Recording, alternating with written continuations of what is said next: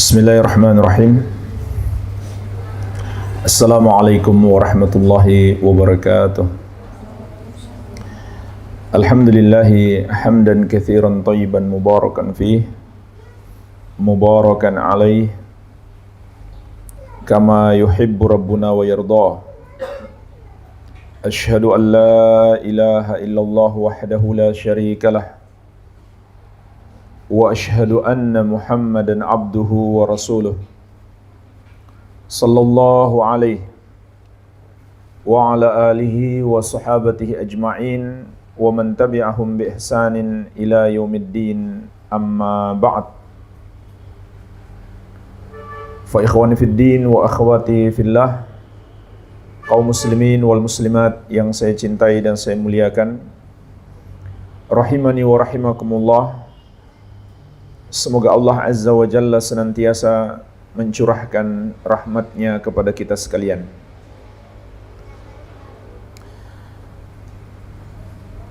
Sesungguhnya syariat yang mulia ini, syariat Islam yang Allah Azza wa Jalla turunkan kepada hambanya dan Rasulnya yang paling mulia, yaitu Nabi kita Nabi Muhammad sallallahu alaihi wasallam, adalah syariat yang sangat indah, syariat yang penuh dengan kemaslahatan dan kebaikan untuk hamba-hamba Allah Azza wa Jalla. Bagi siapa yang mau mengamalkannya, berpegang teguh dengannya. Sebaliknya, barang siapa yang berpaling darinya, meninggalkannya, tidak mau mengamalkannya dengan benar, maka dia pasti celaka. Dia akan tertimpa musibah dan malapetaka di dunia dan di akhirat, dan dia akan tersesat hidupnya. Maka jemaah sekalian, Allah Azza wa Jalla yang Maha Penyayang telah menganugerahkan kepada kita aturan-aturan, ketentuan-ketentuan dalam hidup ini, semata-mata agar kita menggapai kebahagiaan dan meraih kebahagiaan yang hakiki, kebaikan yang melimpah di dunia dan di akhirat kelak. Inilah jemaah sekalian hakikat syariat. Dan juga Allah Azza wa Jalla telah menyempurnakan syariat yang mulia ini. Dan di antara kesempurnaan syariat itu,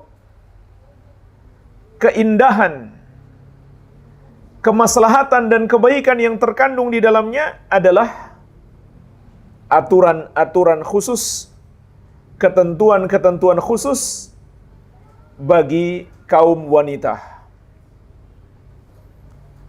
Allah yang Maha Penyayang dalam syariat yang mulia ini, untuk memuliakan para wanita, melindungi dan membimbing para wanita agar tidak terjerumus dalam perangkap-perangkap setan, maka Allah tetapkan berbagai macam ketentuan dan aturan-aturan dalam berpakaian, begitu pula dalam pergaulan sehari-hari.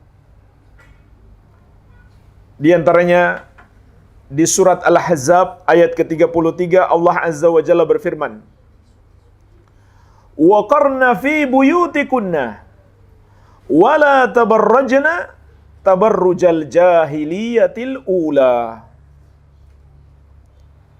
Dan tinggallah kalian wahai para wanita di rumah-rumah kalian.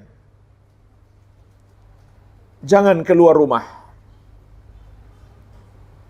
kecuali untuk sesuatu yang mendesak, yang penting, dan dengan aturan-aturan khusus, sebagaimana insyaallah yang akan kita jelaskan.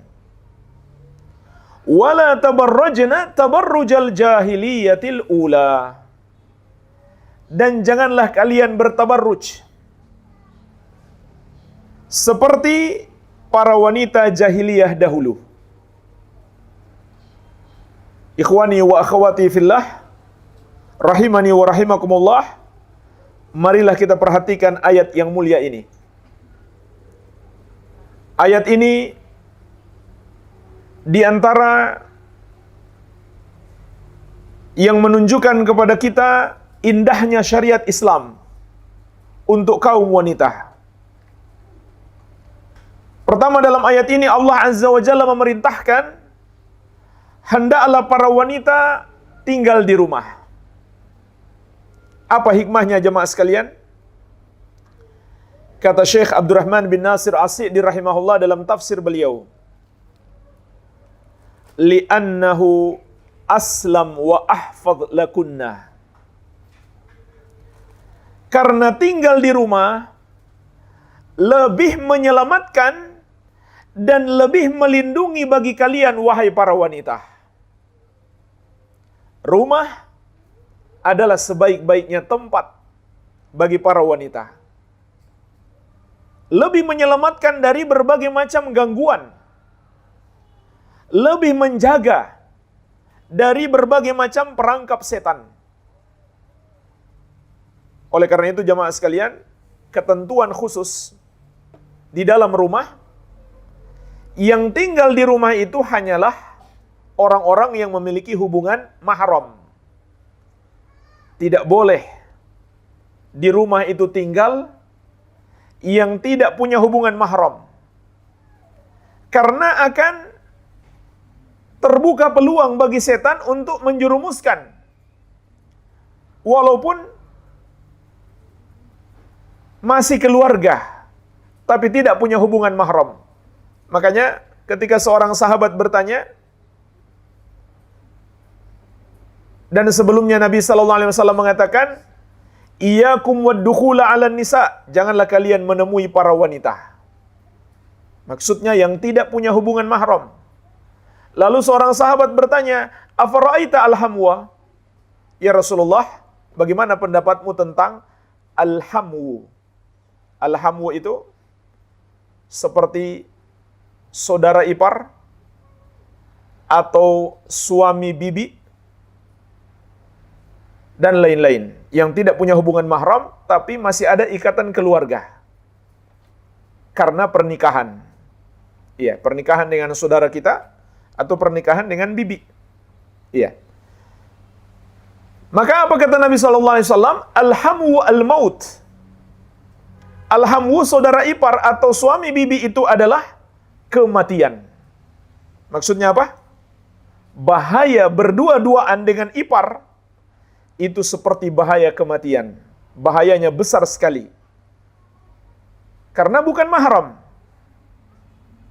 Dan karena orang mungkin tidak terlalu curiga karena masih punya ikatan keluarga walaupun dari sebab pernikahan.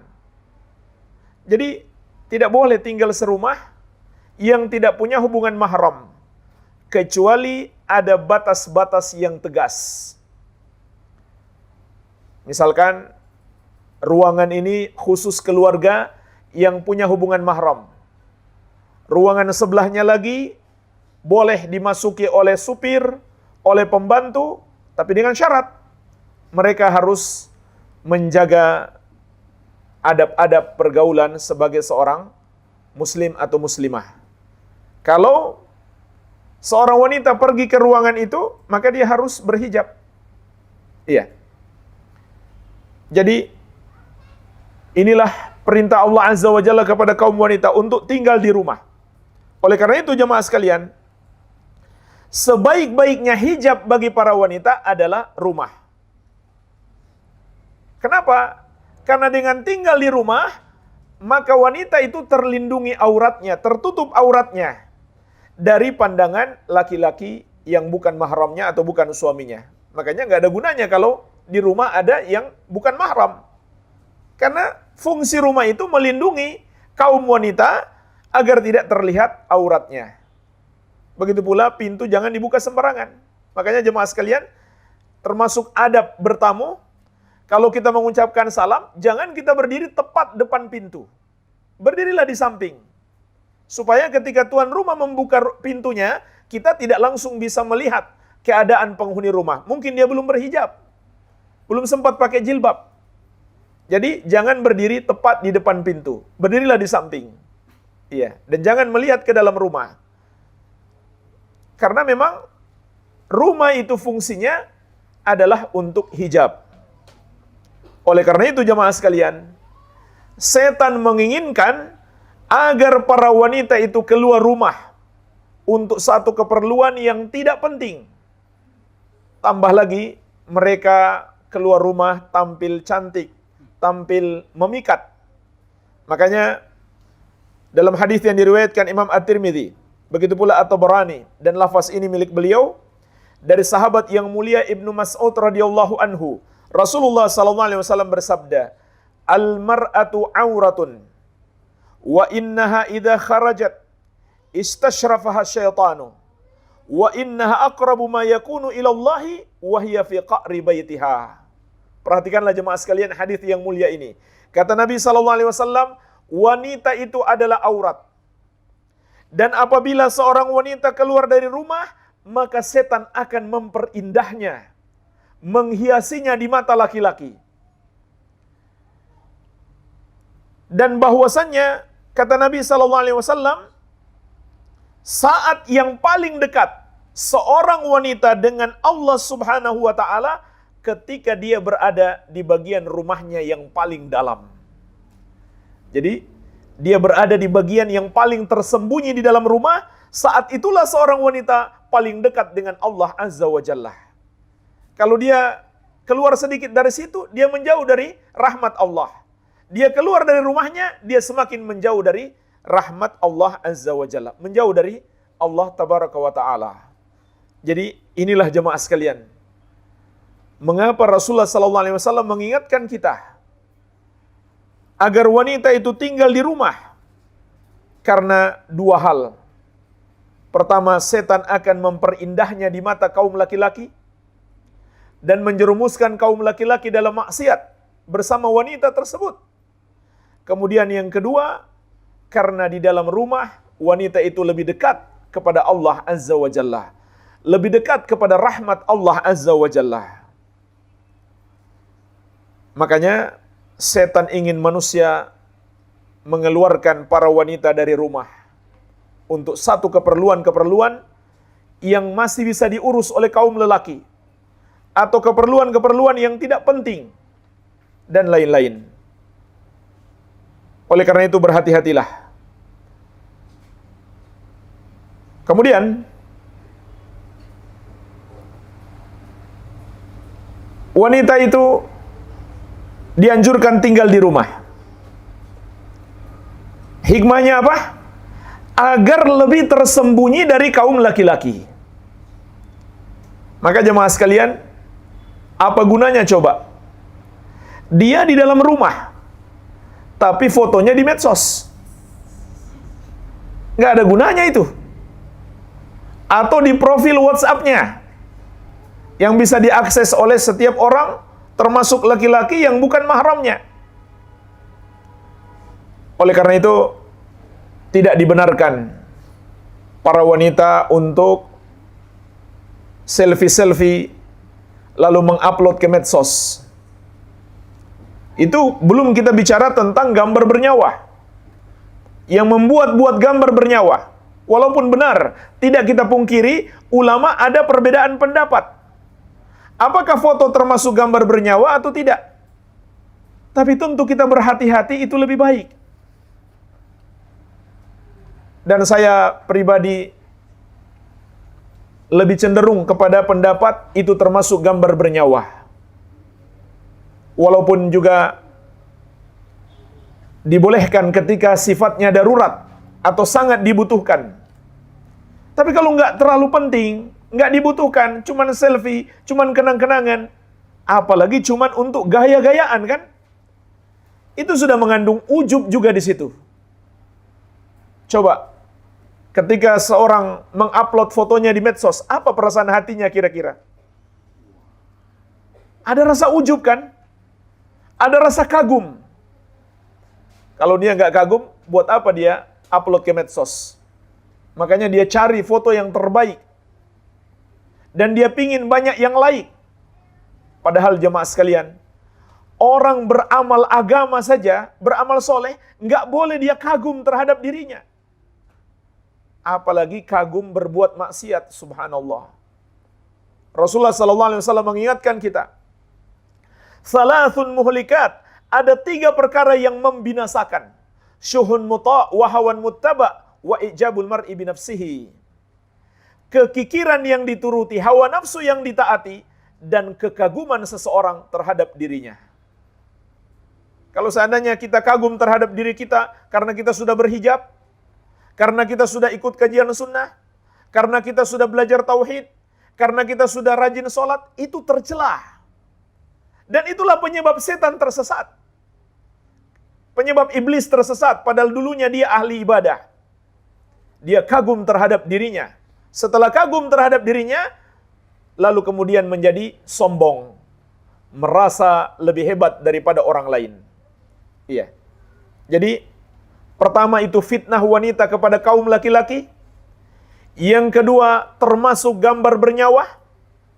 Dan Nabi SAW mengingatkan, inna asyaddan nasi azaban yaumal qiyamah al-musawwirun. Sesungguhnya termasuk yang paling keras azabnya di hari kiamat adalah para tukang gambar. Kemudian yang ketiga, itu adalah bentuk sifat ujub dan mungkin juga sombong. Kalau di foto lagi ibadah, atau live lagi ibadah, seperti lagi umroh, lagi haji, foto depan Ka'bah, selfie depan Ka'bah, itu masuk lagi tambah riya. Bisa masuk lagi riya. Mungkin awalnya dia ikhlas, ketika dia upload malah muncul riyanya. Maka hati-hati jemaah sekalian, ini berbahaya. Sama juga sebenarnya laki-laki juga fitnah bagi kaum wanita. Ya, apalagi yang ganteng-ganteng seperti Kang Badri. Beliau dari Bali nih. Itu juga fitnah bagi kaum wanita. Sama saja sebenarnya. Laki-laki fitnah bagi wanita, wanita fitnah bagi laki-laki. Tidak sepatutnya selfie-selfie nggak penting lalu upload di medsos. Dan ketahuilah jemaah sekalian, selfie-selfie paling berbahaya bersama ustadz. Itu yang paling berbahaya. Kenapa? Karena para ustadz atau orang-orang soleh secara umum, mereka dimuliakan oleh manusia. Dan itu berpotensi menjerumuskan manusia dalam kesyirikan. Dan buktinya ada. Ada sebagian orang, rumahnya ditempeli foto gurunya kan? Foto ustadznya. Apa keyakinan dia di balik itu? Ada yang berkeyakinan, mungkin nggak semuanya, tapi ada yang sampai berkeyakinan, foto itu bisa melindungi dari mara bahaya. Ada pula yang dipajang di rumah makan, untuk apa? Melariskan dagangan. Itu sudah sampai tingkat syirik. Sama dengan jimat. Itulah kategori jimat. Satu benda yang diyakini bisa memberi manfaat atau menghalangi dan menghilangkan mara bahaya. Nabi SAW telah mengingatkan kita, man 'allaqa tamimatan faqad asyrak. Barang siapa mengenakan jimat, maka dia telah berbuat syirik. Jadi subhanallah, ini jangan main-main. Bisa sampai pada tingkat kesyirikan urusan foto-foto ini. Dan mungkin sekarang kita yakin, insya Allah, semoga kita tidak terjerumus dalam kesyirikan. Tapi bagaimana dengan anak-anak kita kelak? Bisa jadi, sekarang kita foto-foto, terutama foto orang-orang soleh, bukan kita yang menyembah mereka, tapi anak keturunan kita. Dan itulah kisah terjadinya kesyirikan pertama sekali. Yang membuat patung-patung pertama sekali, bukan mereka yang menyembahnya, tapi anak keturunan mereka. Maka hati-hati. Ini mudarat-mudarat dari foto-foto itu. Iya. Namun yang kita fokuskan di sini mudarat fitnah antara lawan jenis. Fitnah antara lawan jenis. Dan juga ada salah kaprah. Ada salah kaprah. Sebagian wanita mengira foto itu yang nggak boleh diupload kalau dia buka aurat. Kalau dia sudah tutup aurat berarti boleh. Ini salah kaprah jamaah sekalian. Karena Allah memerintahkan kaum laki-laki untuk menundukkan pandangan, wa kullil mu'minina yaghuddu min absarihim wa yahfadhu furujahum. Katakan kepada kaum laki-laki yang beriman, hendaklah mereka menundukkan pandangan mereka dan menjaga kemaluan mereka. Di situ Allah tidak mengatakan wanitanya membuka aurat, maka laki-laki disuruh tundukkan pandangan, tidak. Tapi berlaku umum. Sama. Walaupun dia sudah tutup aurat, bukan berarti laki-laki sudah boleh lihat, tidak. Sama jamaah sekalian, masih terlarang. Jadi jangan salah kaprah. Sebagian wanita muslimah, mereka salah kaprah. Mereka pikir kalau sudah berhijab, berarti boleh. Karena yang nggak boleh kalau masih buka aurat untuk diupload ke medsos. Kalau sudah berhijab maka boleh. Apalagi sudah bercadar. Ini salah kaprah namanya. Larangan laki-laki melihat wanita itu mencakup umum. Dia buka aurat atau dia sudah tutup aurat, sudah bercadar sekalipun. Malah ada tidak sedikit laki-laki. Dia malah lebih senang yang sudah pakai cadar. Tambah bikin dia penasaran. Akhirnya dia mulai lakukan pendekatan, sampai akhirnya wanita itu mengirim foto. Hasilnya apa? Dia pun kecewa. Karena fotonya tidak sesuai harapan. Jadi, itu masalahnya jemaah sekalian. Justru ada sebagian orang tambah penasaran. Sebagian laki-laki tambah penasaran melihat akhwat berjilbab, apalagi bercadar. Hanya matanya. Apalagi matanya dikasih apa itu? Dikasih celak dan lain-lain, ya. Supaya dikira kayak orang Arab, padahal orang Palu. Jadi ini fitnah. Walaupun sudah berhijab tidak boleh. Kemudian mengupload foto di medsos atau bebas dilihat oleh kaum laki-laki. Termasuk dipajang di rumah.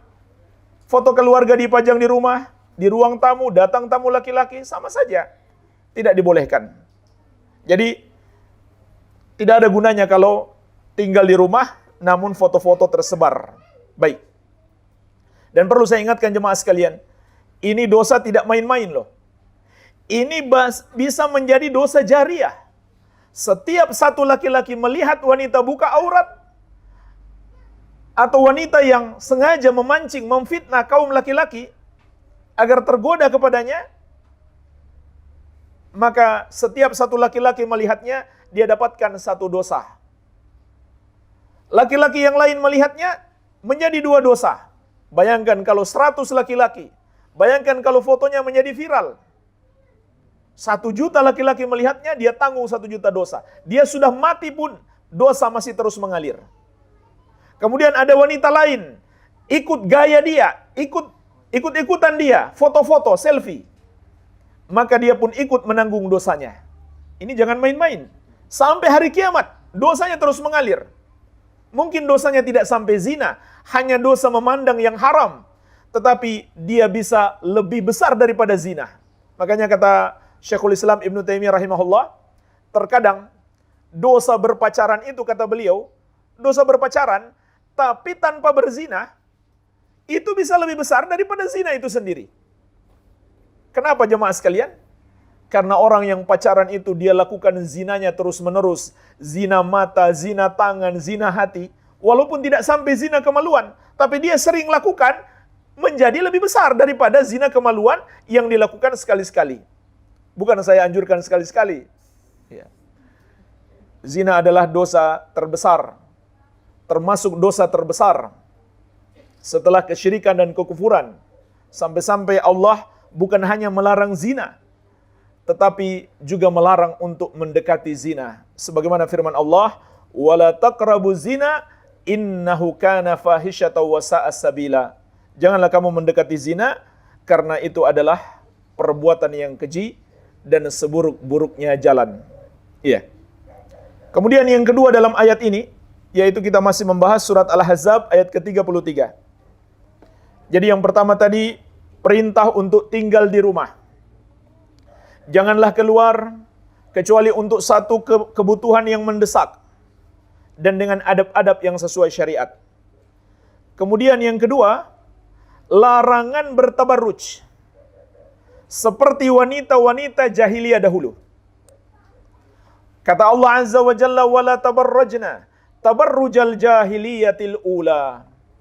Janganlah kalian bertabarruj, bersolek, mempercantik diri seperti para wanita jahiliyah dahulu. Nah, jemaah sekalian, apa arti tabarruj? Mari kita lihat penjelasan ulama mufassirin.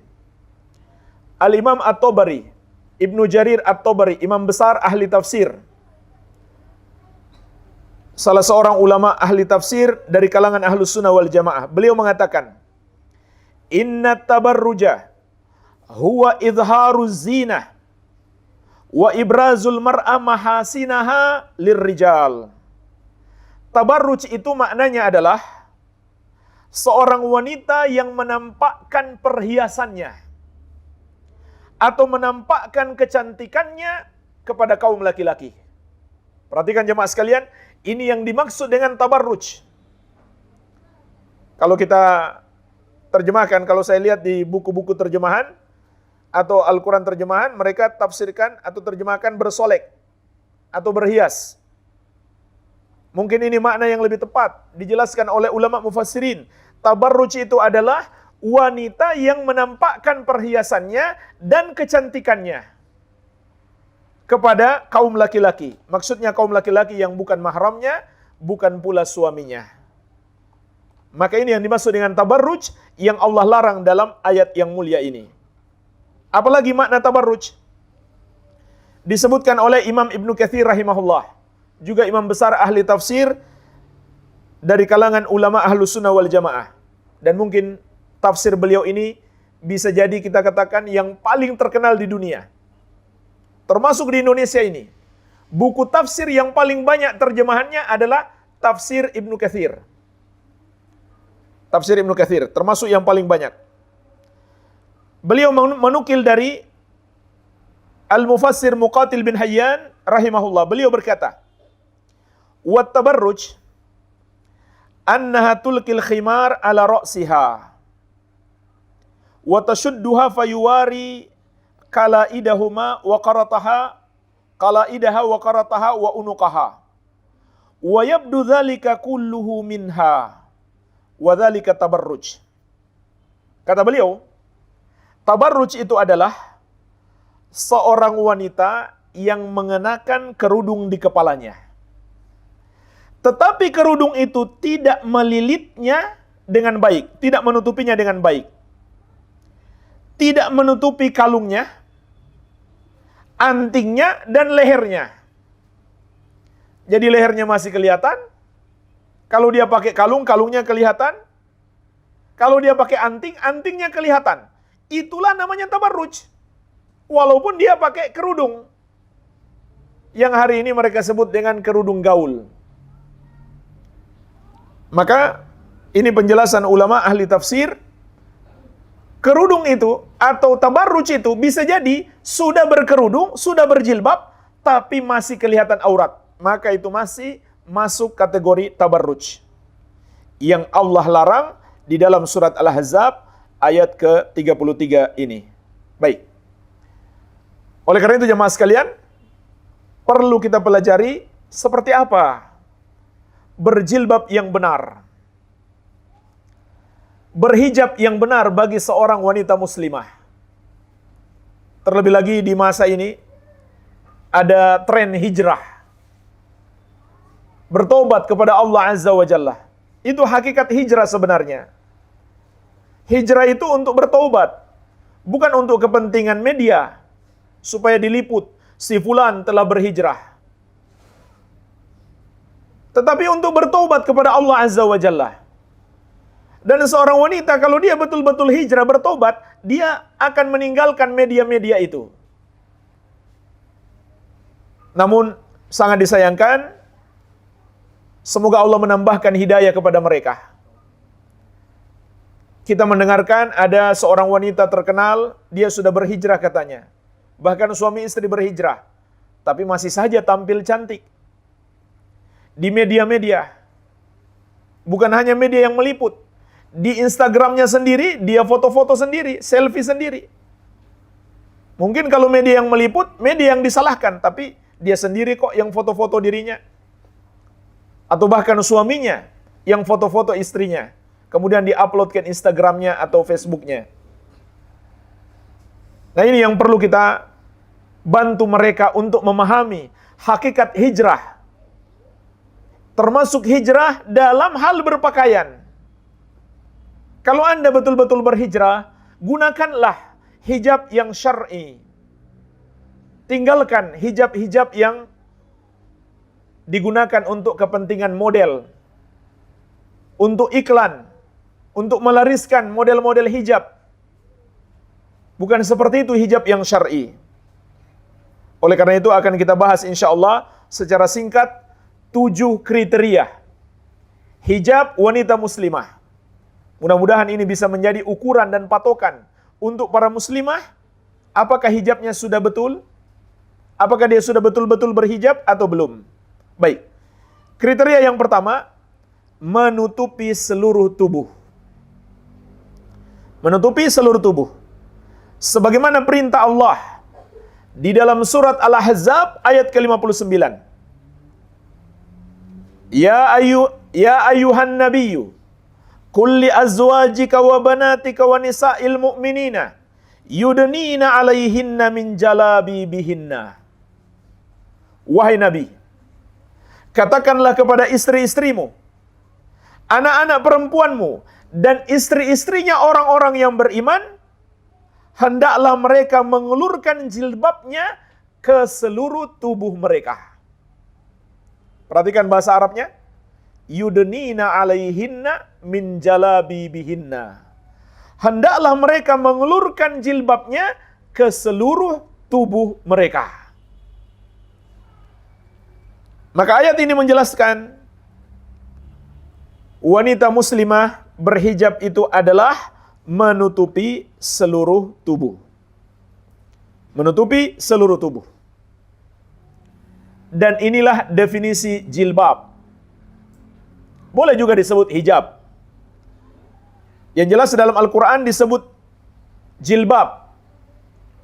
Apa itu jilbab? Jilbab itu adalah pakaian yang menutupi seluruh tubuh. Berdasarkan surat Al-Ahzab ayat ke-59. Di samping jilbab, apalagi yang harus dikenakan kaum wanita? Yang kedua adalah kerudung. Sebagaimana Allah perintahkan di surat An-Nur ayat ke-31. وَلِيَدْرِبْنَ بِخُمُرِهِنَّ عَلَى جُيُوبِهِنَّ. Hendaklah kaum wanita menutupkan kain kerudung ke dada mereka atau sampai ke dada mereka. Surat An-Nur ayat ke-31. Nah, jemaah sekalian, Syekh Bakar bin Abdullah Abu Zaid rahimahullahu ta'ala, beliau punya buku bagus, salah seorang ulama besar Ahlus Sunnah wal Jamaah di abad ini. Dan beliau termasuk anggota Lajnah Daimah dan Hay'ah Kibaril Ulama yang berkedudukan di Makkah dan Madinah. Beliau punya buku bagus yang beliau berjudul Hirasatul Fadilah. Saya sangat menyarankan kaum wanita, begitu pula para suami, untuk membeli buku ini. Juga para ayah yang memiliki anak putri. Beli buku ini, penting sekali. Ada terjemahannya. Judul aslinya Hirasatul Fadilah. Apa artinya? Menjaga kemuliaan. Isinya apa? Tentang hukum-hukum syar'i jilbab wanita muslimah. Maka beliau berkesimpulan, dua ayat ini menjelaskan kepada kita, wanita itu harus menggunakan dua pakaian.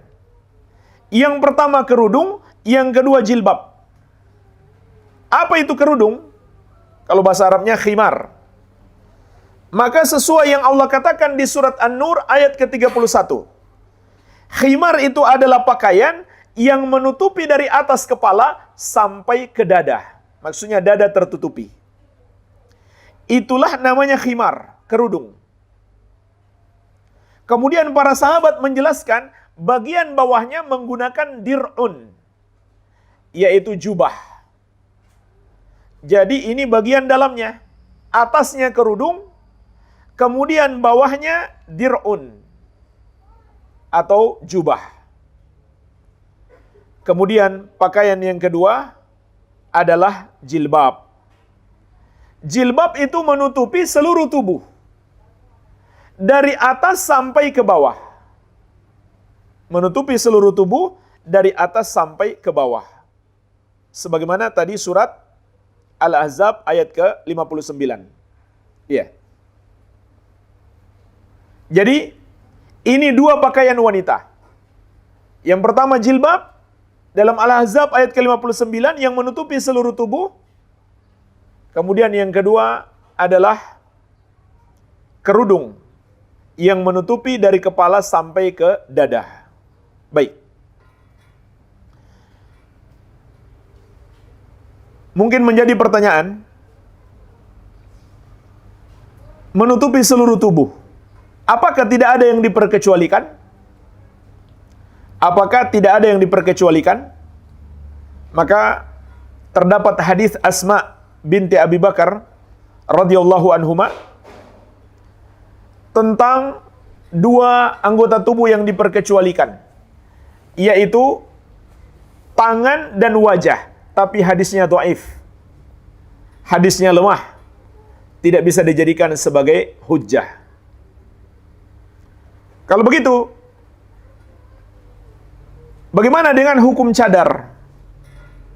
Wajibkah wanita bercadar? Maka jemaah sekalian, ulama berbeda pendapat tentang wajib atau tidaknya wanita bercadar. Berikut saya ringkaskan pendapat ulama 4 mazhab.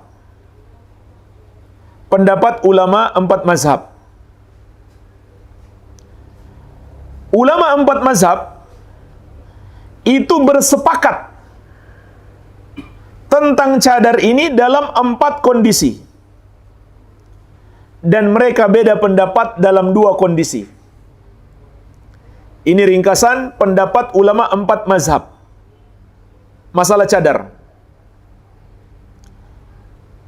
Jadi bagian yang pertama, mereka sepakat dalam 4 kondisi. Apa saja itu? 1, wanita wajib bercadar apabila dikhawatirkan adanya fitnah. Apa maksudnya fitnah di sini? Godaan besar antara lawan jenis. Seperti misalkan dia tinggal atau dia lewat di lingkungan yang rusak. Banyak laki-laki bejat. Maka ulama sepakat wajib dia bercadar. Nggak ada perbedaan pendapat. Kemudian kondisi yang kedua, wajib dia segera bercadar jika mengetahui ada laki-laki yang memandangnya dengan syahwat atau sekedar dikhawatirkan. Apabila dia tidak bercadar, setiap lelaki yang melihatnya timbul syahwatnya. Mungkin terlalu cantik dia. Kalau yang biasa-biasa saja, berarti nggak wajib.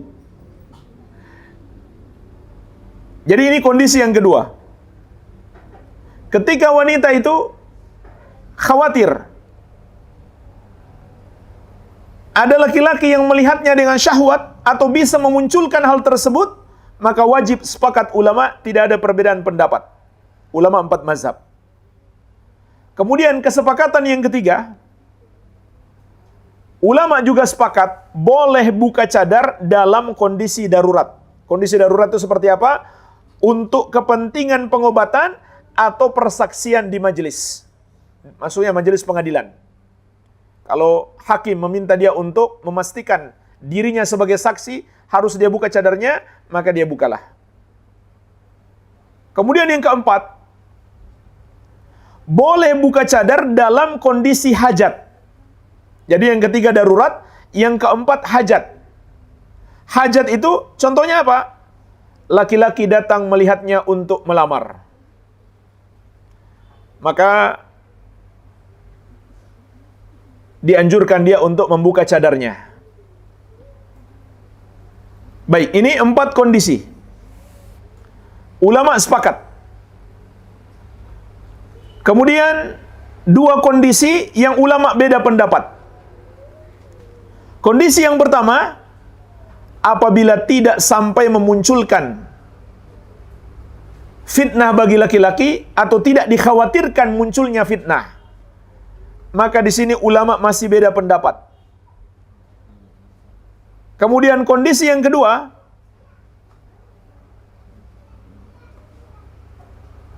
apabila tidak memunculkan atau tidak dikhawatirkan munculnya syahwat.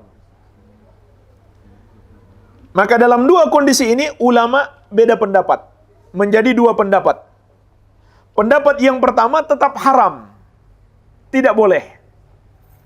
Dan pendapat yang kedua tidak haram, namun kebanyakan berpendapat tidak haram, akan tetapi makruh. Sebagian berpendapat tidak haram berarti boleh.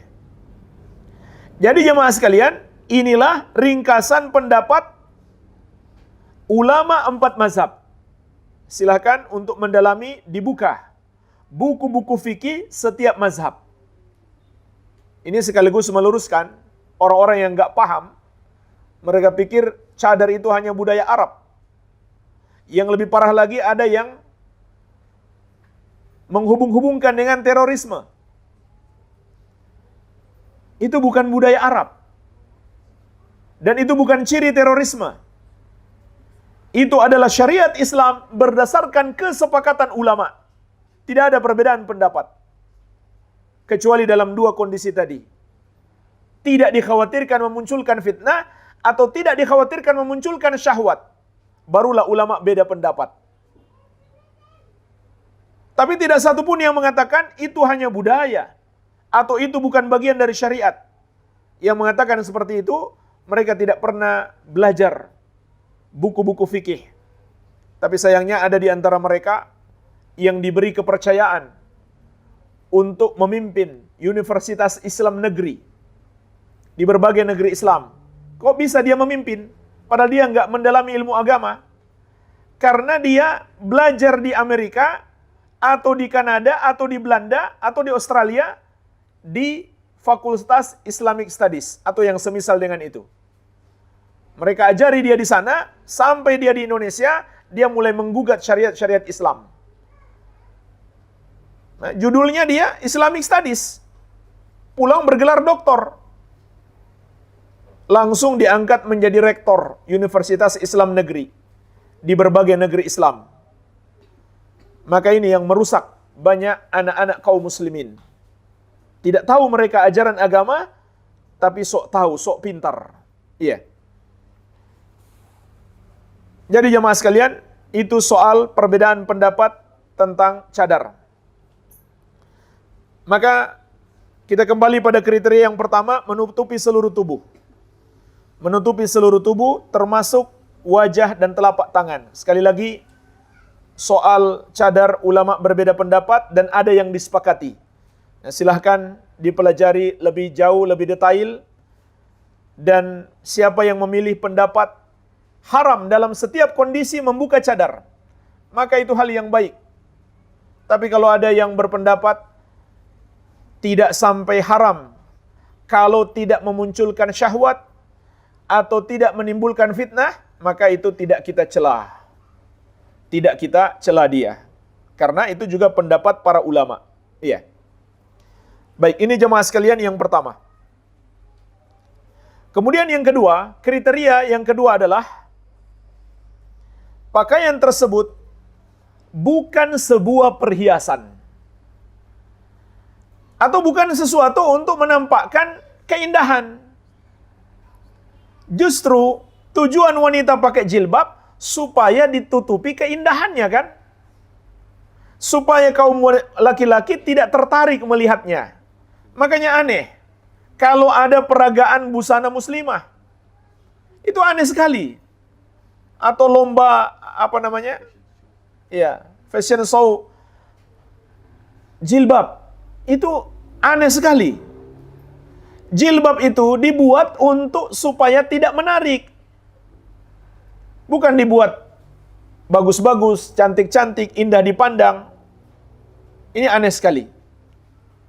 Termasuk jamaah sekalian, yang membuat laki-laki tertarik memandang jika dalam jilbabnya itu atau bagian tertentu, mungkin nggak semuanya, ada hiasan atau ada motif-motif yang menarik dipandang atau ada logo-logo, ya, logo organisasi, logo partai dan lain-lain. Ini semua menarik pandangan kaum laki-laki. Maka itu tidak sepatutnya. Justru tujuan jilbab untuk menutupi perhiasan itu, menutupi hal yang menarik. Sebagaimana juga dalam surat An-Nur ayat ke-31 Allah Azza wa Jalla berfirman, "Wala yubdina zinatahunna." Janganlah kaum wanita itu menampakkan perhiasan mereka illa libu'ulatihinna, kecuali kepada suami-suami mereka dan seterusnya, kepada mahram mereka. Jadi perhiasan wanita itu hanya khusus untuk suaminya atau mahramnya. Namanya juga perhiasan. Kalau dipakai memperindah kan? Maka itu tidak patut dilihat oleh selain mahram atau selain suami. Wanita itu dianjurkan untuk berhias di depan suaminya, untuk tampil menarik depan suaminya, bukan di depan laki-laki lain yang bukan suaminya atau bukan mahramnya. Termasuk wanita yang banyak salah kaprah, katanya kan wanita boleh pakai cincin emas. Betul, tapi hanya suaminya yang boleh melihat. Jangan salah kaprah lagi. Begitu pula hanya mahramnya. Nggak boleh selain suaminya atau selain mahramnya melihat perhiasan cincin emasnya. Iya. Jadi ini yang kedua. Kemudian yang ketiga, kriteria yang ketiga, tidak ketat, tidak tipis, dan tidak tembus pandang. Tidak ketat, tidak tipis, dan tidak tembus pandang. Sebagaimana penjelasan ulama terhadap hadis riwayat Muslim dari Abu Hurairah radhiyallahu anhu, Rasulullah sallallahu alaihi wasallam bersabda, "Sinfani min ahlin nari lam arahuma." Ada dua golongan penghuni neraka yang belum aku lihat. Salah satunya adalah wanisaun kasiyatun ariyatun. Wanita-wanita yang berpakaian tapi telanjang. Maka para ulama ahlu sunnah menafsirkan maknanya dia berpakaian tapi ketat, atau tipis, atau tembus pandang. Maka ini harus dihindari. Nabi SAW mengatakan mereka sudah berpakaian tapi masih telanjang. Karena ketat. Karena tipis. Dan tembus pandang. Hakikatnya dia belum berpakaian. Kata Nabi SAW, ini termasuk penghuni neraka yang belum aku lihat. Sampai-sampai beliau berkata di akhir hadis, la yadkhulnal jannata wa la yajidna rihaha. Mereka tidak akan masuk surga dan tidak akan mencium bau surga. Mereka tidak akan masuk surga dan tidak akan mencium bau surga. Tapi bukan berarti mereka kafir, tidak. Maknanya adalah kalau Allah tidak mengampuni dosa mereka. Dan juga maknanya tidak akan masuk surga secara langsung. Tapi bukan berarti kekal di neraka, tidak. Karena yang kekal di neraka hanyalah orang-orang musyrik atau orang-orang kafir. Jadi jangan salah memahami hadis ini. Baik. Kemudian kriteria yang keempat, tidak mengenakan harum-haruman yang bisa tercium laki-laki yang bukan suaminya atau bukan mahramnya. Adapun untuk suaminya, maka sangat dianjurkan dia menggunakan harum-haruman. Apabila dia gunakan untuk tercium laki-laki yang bukan mahramnya, maka ini adalah dosa besar, menyerupai para pezina, sebagaimana diperingatkan oleh Nabi sallallahu alaihi wasallam, ayyumam ra'atin ista'tarat famarrat ala qaumin liyajidu rihaha fahiya zaniyah wa kullu ainin zaniyah. Wanita mana saja yang menggunakan harum-haruman, pakai parfum, pakai minyak wangi, lalu dia melewati sekelompok laki-laki agar mereka mencium harumnya, maka dia adalah seorang wanita pezina. Dan setiap mata yang memandangnya, mata itu telah berzina. Jadi, zina hati dan zina pandangan. Maka, ini sepatutnya dihindari. Karena sekali lagi, tujuan wanita berhijab untuk menarik, agar laki-laki tidak menarik, memandangnya atau mendekatinya atau menggodanya. Baik. Kemudian kriteria yang kelima, tidak boleh menyerupai pakaian wanita kafir atau wanita fasik. Sebab dalam hadis Abu Daud yang diriwayatkan Imam Abu Daud dari Abdullah bin Umar radhiyallahu anhuma, Nabi SAW telah mengingatkan, man tasyabbaha biqaumin fahuwa minhum. Barang siapa menyerupai satu kaum, maka dia bagian dari mereka. Kemudian yang keenam, tidak menyerupai pakaian laki-laki. Karena dalam hadis Abdullah bin Abbas radhiyallahu anhuma yang diriwayatkan Al-Bukhari, kata Abdullah bin Abbas radhiyallahu anhuma, la'ana Rasulullah sallallahu alaihi wasallam al-mutasyabbihina minar rijali bin nisa wal mutasyabbihati minan nisa'i bir rijal. Rasulullah sallallahu alaihi wasallam melaknat laki-laki yang menyerupai wanita dan wanita yang menyerupai laki-laki. Subhanallah, ini dosa yang sangat besar, dilaknat oleh Rasulullah sallallahu alaihi wasallam. Itu baru menyerupai, apalagi LGBT. Tentu lebih besar lagi dosanya. Bahkan sepakat ulama, pelaku LGBT, homoseksual, hubungan sejenis, itu hukumannya adalah hukuman mati. Tidak ada perbedaan pendapat. Karena Nabi SAW pernah bersabda, man wajadtumuhu ya'malu amala qaumi lutin faqtulul fa'il wal maf'ula bih. Siapa saja yang kalian temukan melakukan perbuatan kaum Lut, yaitu hubungan sejenis, maka bunuh keduanya. Tapi yang membunuhnya bukan kita, pemerintah.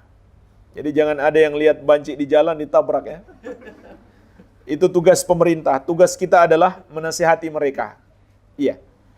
Jadi menyerupai saja sudah dilarang. Bahkan dilaknat pelakunya. Maka hati-hati, termasuk berpakaian. Ini mencakup apa saja? Berpakaian, cara berbicara, dan lain-lain. Tidak boleh menyerupai lawan jenis. Kemudian yang ketujuh, ini yang terakhir. Bukan pakaian ketenaran. Maksudnya pakaian yang apabila digunakan dan itu menyelisih syariat, membuat dia terkenal karena tampil beda, karena aneh, ya, syuhrat, aneh, tampil beda, apalagi istilahnya itu, nyeleneh begitu, ya. Nabi SAW telah mengingatkan, man labisa thawba syuhratin albasahullahu yaumal qiyamah thawba madhallatin. Barang siapa menggunakan pakaian ketenaran di dunia, maka Allah akan memakaikan kepadanya pakaian kehinaan di hari kiamat. Hadis ini diriwayatkan Imam Ibnu Majah dari Abdullah bin Umar radhiyallahu anhuma dan disahihkan oleh Asy-Syaikh Al-Albani. Subhanallah, persis seperti yang dilakukan oleh sebagian wanita hari ini. Pakaiannya dibuat aneh-aneh, dibuat berlapis-lapis, berwarna-warni, dan dibuat untuk dipandang, dan dibuat agar dia terkenal dengan itu. Ini yang dimaksud dengan pakaian ketenaran. Dia pakai dan dia jadi terkenal. Maka orang yang menggunakannya, kata Nabi SAW, kelak di hari kiamat Allah akan pakaikan kepadanya pakaian kehinaan. Inilah jemaah sekalian secara singkat 7 kriteria hijab wanita muslimah. 7 kriteria hijab wanita muslimah. Baik, satu permasalahan lagi tentang wanita-wanita yang tidak lagi wajib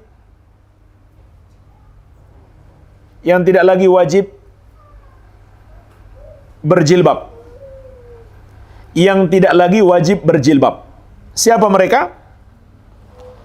Allah Subhanahu wa taala menyebutkan di surat An-Nur ayat ke-60.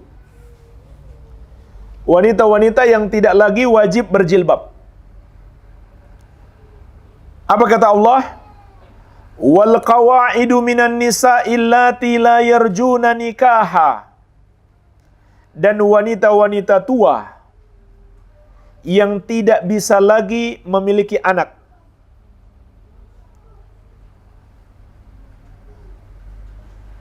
serta tidak lagi bernafsu untuk menikah. Jadi lihat kaum laki-laki dia sudah nggak nafsu. Walaupun lihat si fulan, dia sudah nggak nafsu. Maka apa kata Allah? Falaisa alaihinna junahun ayyada'na thiyabahunna ghaira mutabarrijatin bizinah. Tidak berdosa bagi mereka untuk menanggalkan pakaian mereka tanpa bertabarruj dengan perhiasan. Wa ayyasta'fifna khairul lahunna wallahu sami'un alim. Akan tetapi kata Allah, mereka menjaga kesucian diri, yaitu tetap berjilbab, itu lebih baik bagi mereka, dan Allah Maha mendengar lagi Maha mengetahui. Surat An-Nur ayat ke-60. Baik. Jemaah sekalian, apa makna ayat ini? Tentang wanita-wanita yang sudah tidak lagi wajib berjilbab. Pertama, apa kriteria wanita ini? Maka Allah Azza wa Jalla menyebutkan dalam ayat yang mulia ini, ada 4 kriteria. Begitu pula penjelasan para ulama, ada 4 kriteria. Kriteria yang pertama, dia sudah tidak lagi haid. Sudah apa istilahnya? Menopause ya? Iya, ini yang pertama. Yang kedua, tidak lagi bisa memiliki anak. Yang ketiga, tidak bernafsu kepada laki-laki. Tidak pingin lagi bersuami, tidak punya nafsu lagi. Yang keempat, laki-laki juga lihat dia sudah nggak bernafsu.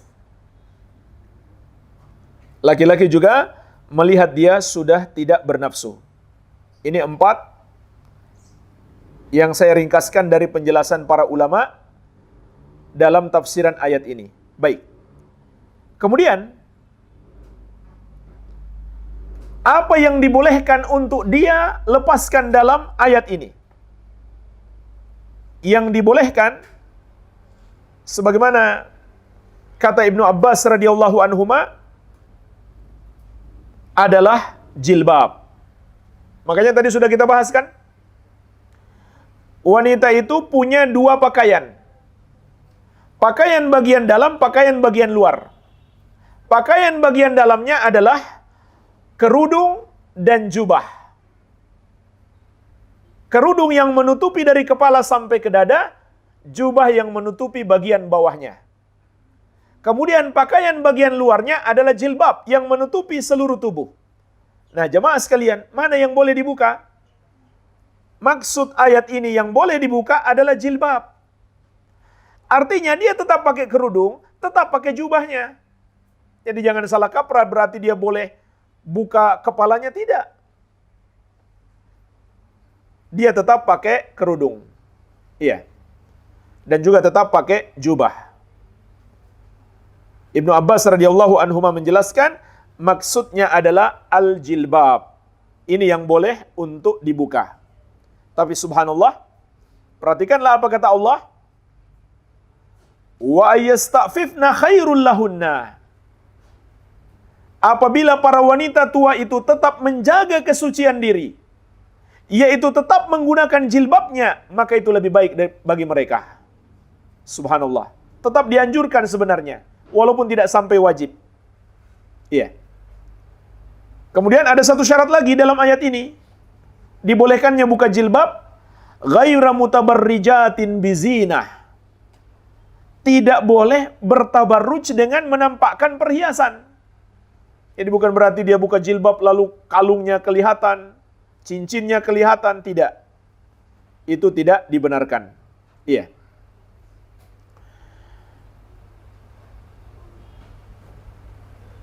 Tapi apa yang terjadi jemaah sekalian hari ini? Malah banyak wanita-wanita muda sudah seperti wanita tua. Sudah nggak pakai jilbab lagi. Adapun wanita-wanita tua di zaman salaf dahulu, subhanallah, mereka tetap menggunakan jilbab. Ada sebuah riwayat tentang seorang wanita solihah di masa generasi salaf. Siapa dia? Hafsah binti Sirin rahimahullahu ta'ala. Beliau adalah saudaranya Al-Imam Muhammad bin Sirin, imam besar ahlu sunnah, ahli hadis. Saudarinya ini juga seorang wanita yang alim, yang banyak menghafal hadis. Maka diceritakan oleh Asim Al-Ahwal, ketika Hafsah binti Sirin sudah tua,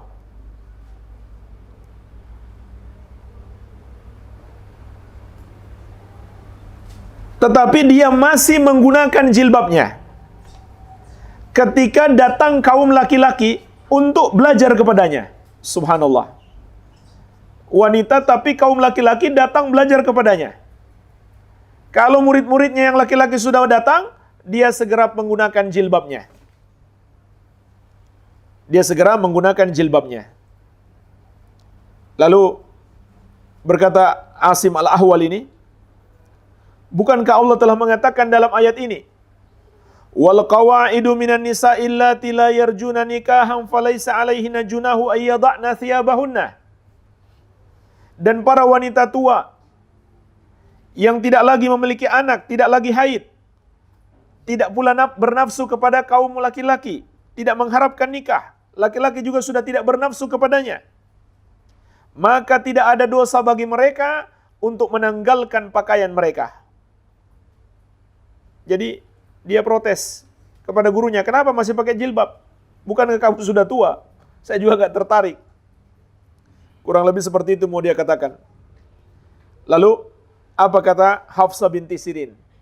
Iqra' ma ba'dahu. Baca ayat lanjutannya. Kenapa cuma baca sampai situ? Apa lanjutannya? Wa ayasta'fifna khairul lahunna.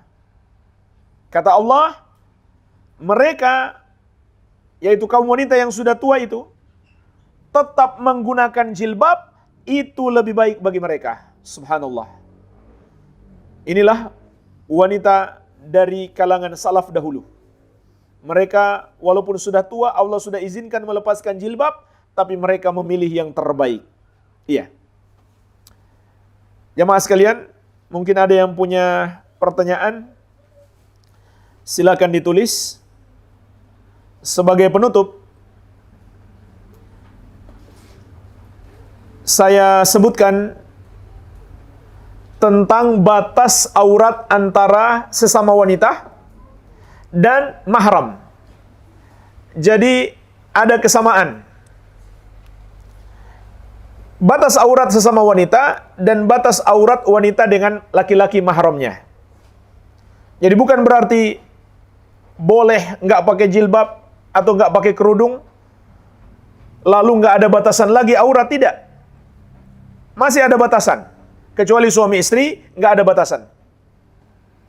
Karena suami pakaian bagi wanita, wanita pakaian bagi suami. Tetapi untuk mahram selain suami, walaupun boleh buka jilbab, tapi tetap masih ada batasan. Begitu pula sesama wanita, masih ada batasan. Ada batasan auratnya. Para ulama menjelaskan batasan aurat itu dipetik dari ayat An-Nur 31. Wala yubdina zinatahunna illa libu'ulatihinna aw abaihinna ila akhiri ayah. Janganlah para wanita menampakkan perhiasan mereka kecuali kepada suami mereka atau ayah mereka, dan seterusnya. Disebutkan sejumlah mahram, disebutkan mahram-mahramnya. InsyaAllah di lain waktu kita bahas mana saja yang masuk kategori mahram. Intinya ayat itu menjelaskan mahram boleh seorang wanita tidak berhijab darinya. Tetapi ayat ini juga memberi isyarat batasannya. Apa batasannya? Yaitu tempat atau anggota tubuh tempat perhiasan. Kan Allah mengatakan, Jangan mereka menampakkan perhiasannya kecuali kepada mahramnya. Berarti disitulah batas perhiasan, batas aurat yang boleh dilihat mahramnya. Apa batasnya? Perhiasan di leher, kalung. Maka itulah batasannya. Artinya leher ke bawah sudah nggak boleh lagi.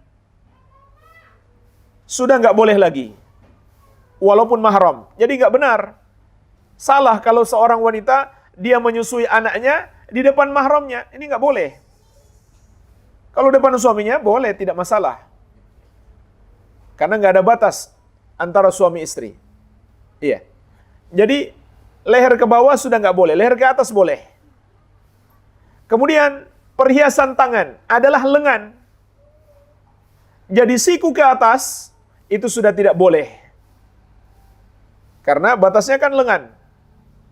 Kemudian perhiasan di kaki, gelang kaki, artinya betis ke atas itu sudah nggak boleh lagi. Jadi nggak dibenarkan wanita pakai celana pendek di depan mahramnya, nggak boleh. Baik, ini penjelasan para ulama berdalil dengan surat An-Nur ayat ke-31. Jadi masih ada batas. Walaupun sesama wanita atau wanita dengan mahramnya. Itulah batasannya, yaitu tempat perhiasan. Baik, alhamdulillah inilah yang bisa kita bahas secara singkat. Semoga bermanfaat. Mungkin ada pertanyaan, saya persilakan. Wabillahi taufik.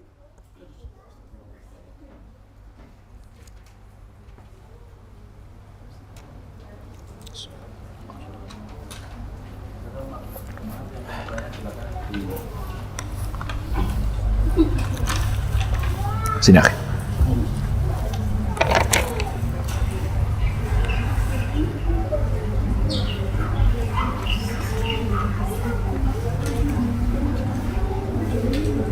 Ustadz, saya belum lama sudah melakukan lamaran. Rencananya pernikahan beberapa bulan lagi. Qadarullah, beberapa hari kemarin saya mendapati bahwa tunangan saya selingkuh. Mohon nasihatnya Ustadz, bagaimana saya menyikapi ujian ini? Dan apa harus tetap melanjutkan atau tidak? Yang pertama, bersyukur. Sebelum nikah Allah perlihatkan dia. Daripada sudah nikah, lebih repot lagi kan? Jadi syukuri. Allah perlihatkan hakikat orang yang melamar itu. Ternyata dia bukan seorang laki-laki solehah. Afwan, laki-laki soleh. Jadi syukuri, Allah perlihatkan ini. Yang kedua, berdoalah supaya Allah gantikan dengan yang lebih baik. Seperti doa yang dipanjatkan oleh Ummu Salamah radhiyallahu anha. Ummu Salamah wafat suaminya. Akhwat sekalian, bisa dilanjutkan? Masih bisa dilanjutkan? Masih bisa?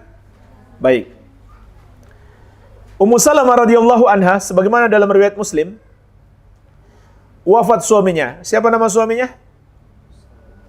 Abu Salamah lah. Dia kan Ummu Salamah. Abu Salamah wafat radhiyallahu anhum ajmain. Ummu Salamah betul-betul terpukul. Betapa tidak? Mereka berdua berjuang bersama di jalan Allah. Mereka termasuk sahabat yang pertama-tama masuk Islam. Dan saking kerasnya penindasan kaum musyrikin, mereka berdua pun berhijrah ke Habasyah. Kemudian setelah Nabi SAW berhijrah ke kota Madinah, mereka ikut berhijrah ke sana. Tidak lama di kota Madinah, suaminya wafat. Maka Nabi SAW mengajarkan kepadanya doa, sekaligus untuk menghilangkan kesedihannya. Apa doanya? Ucapkan terlebih dahulu, Inna lillahi wa inna ilaihi raji'un. Kemudian baca, Allahumma ajurni fi musibati wa akhlif li khairan minha. Artinya, Allahumma jurni fi musibati. Ya Allah, berikanlah pahala dalam musibahku. Wa akhlif li khairan minha. Dan gantikan untuk aku yang lebih baik darinya. Subhanallah. Kata Nabi SAW, barang siapa yang membaca doa ini, ketika dia tertimpa musibah kehilangan sesuatu, sama saja mati atau bercerai, atau nggak jadi nikah, maka Allah akan gantikan dengan yang lebih baik. Jadi baca doa ini. Insya Allah Allah gantikan dengan yang lebih baik. Insya Allah di sini ada nih. Depan saya dia. Baik. Allah gantikan dengan lebih baik. Dan Ummu Salamah ketika itu, beliau sempat heran. Masa iya ada yang lebih baik daripada Abu Salamah? Kenapa dia berkata begitu? Karena dia tidak mengenal laki-laki lain kecuali suaminya. Kenapa? Karena dia nggak punya Facebook. Dia nggak suka buka-buka Facebooknya ikhwan. Dia tidak mengenal laki-laki lain kecuali suaminya. Sampai dia mengatakan, masa sih ada yang lebih baik daripada Abu Salamah? Berarti suaminya memang terbaik baginya. Suami soleh. Jadi dia masih heran. Sebab Nabi SAW mengatakan, pasti Allah gantikan dengan yang lebih baik. Ternyata jemaah sekalian, benar Allah gantikan dengan yang lebih baik. Siapa pengganti suaminya? Siapa? Rasulullah SAW. Iya. Tapi jangan berharap suami cepat mati ya. Berharap dia jadi baik. Jadi ini saya sarankan kepada yang bertanya ini untuk berdoa kepada Allah Azza wa Jalla. Semoga Allah gantikan dengan yang lebih baik. Kemudian yang ketiga, prasangka baik kepada Allah. Seperti yang saya katakan tadi. Allah menghendaki yang terbaik untuk kita. Maka Allah tunjukkan kepada kita hakikat orang tersebut. Maka prasangka baik kepada Allah. Mudah-mudahan Allah gantikan dengan yang lebih baik. Allah tidak ingin kita bersama orang yang rusak seperti itu. Kemudian, sudah putuskan saja. Jangan diharapkan lagi. Sebab Nabi SAW telah mengingatkan kita, kriteria calon pasangan kita harus yang soleh. Yang baik agamanya, juga baik akhlaknya. Perhatikan, apa kata Nabi SAW? Idza atakum man tardawna dinahu wa khuluquhu fazawwijuhu. Fa illam taf'alu takun fitnatun fil ard au fasadun arid. Kalau datang kepadamu atau datang kepada kalian seorang laki-laki melamar putri kalian yang baik agama dan akhlaknya sehingga kalian ridho terhadap agama dan akhlaknya, maka nikahkan dia. Kalau kalian tidak menikahkan, akan terjadi kerusakan di muka bumi, akan terjadi fitnah dan kerusakan yang besar di muka bumi. Jadi, apa kriterianya dalam hadis ini kata Nabi SAW? Yang baik agamanya dan akhlaknya. Jadi bukan hanya baik ibadahnya, bukan hanya baik akidahnya, manhajnya, tapi juga harus baik akhlaknya. Jadi, carilah dan berdoalah kepada Allah yang lebih baik. Kalau belum ketemu nanti menghadap Kang Badri.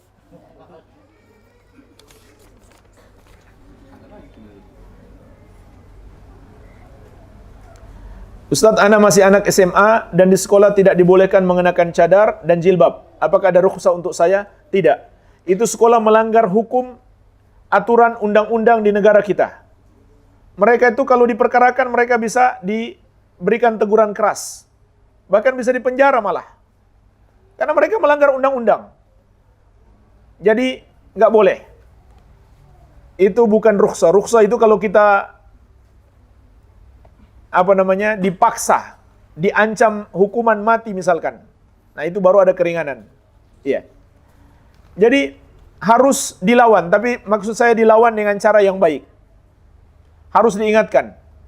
Itu sekolah seperti ini, dia melanggar undang-undang negara. Apalagi kalau nggak berjilbab sama sekali. Iya. Jadi melarang. Ini Kalau mereka masih terus, ingatkan terlebih dahulu, kalau mereka masih bikin aturan seperti ini, laporkan ke Dignas. Biar dapat teguran. Kalau Dinas nggak mau ini, nggak mau mengurus, laporkan lagi ke di atasnya. Ke wali kota, dan seterusnya. Iya. Jadi ini mereka melanggar. Juga bisa minta tolong, semacam yayasan Islam, untuk membantu, biar mereka ketemu dengan kepala sekolahnya, tidak apa-apa. Biar nanti kita juga bisa minta tolong saudara-saudara kita yang paham masalah hukum, yang sarjana hukum, biar kasih pengetahuan hukum untuk guru-guru di sekolah yang tidak mengerti hukum ini. Iya. Jadi nggak boleh, tetap harus berjilbab.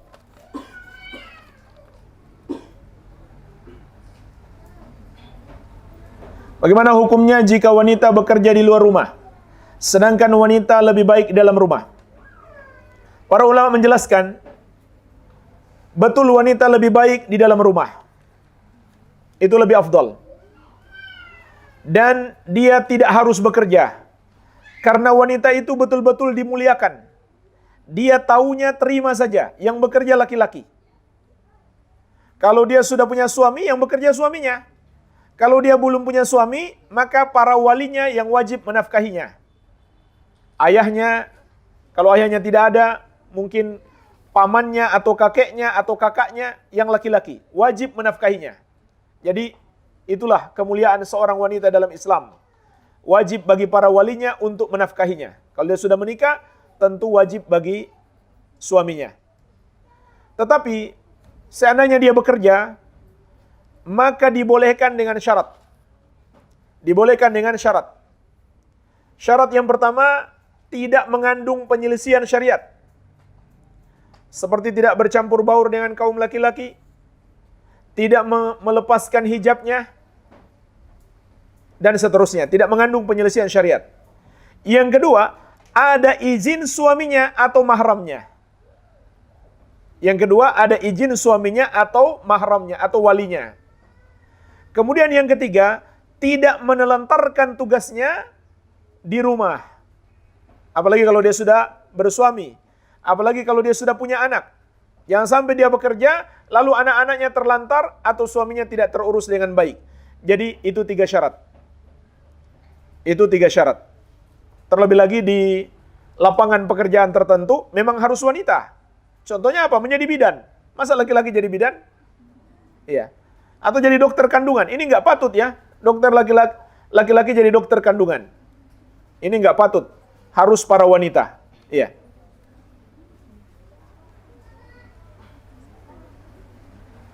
Bagaimana dengan batasan aurat wanita terhadap sesama wanita, tetapi non-muslim? Memang ulama ada beda pendapat. Apakah dibedakan antara wanita non-muslimah dan wanita muslimah? Pendapat yang lebih kuat insya Allah, dan ini yang dipilih oleh Lajnah Daimah, tidak ada bedanya. Tidak ada dalil tegas yang membedakan. Jadi sama saja batasannya. Antara wanita muslimah dan non-muslimah, batasan auratnya sama. Antara sesama wanita. Baik.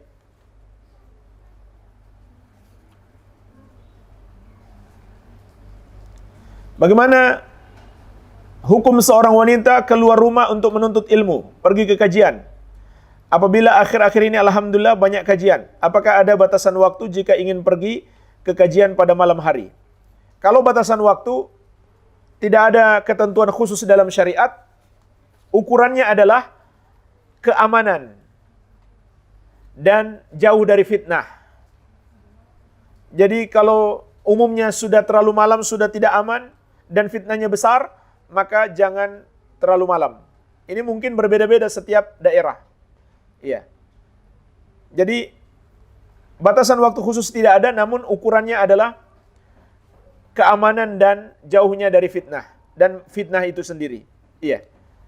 Oleh karena itu, alangkah baiknya kalau keluar malam untuk kajian ditemani suami. Tapi belum punya suami, menikahlah cepat. Ya. Atau minta tolong mahramnya. Nah, ini juga penting. Minta tolong ayah, kakak, paman supaya mereka ikut kajian sekalian. Itu bagus. Itu strategi mengajak mereka ikut kajian. Kalau dia nggak mau, nggak apa-apa dibayar. Bagaimana jika ingin bercadar, tapi belum direstui oleh orang tua? Pakai masker saja. Sementara pakai masker.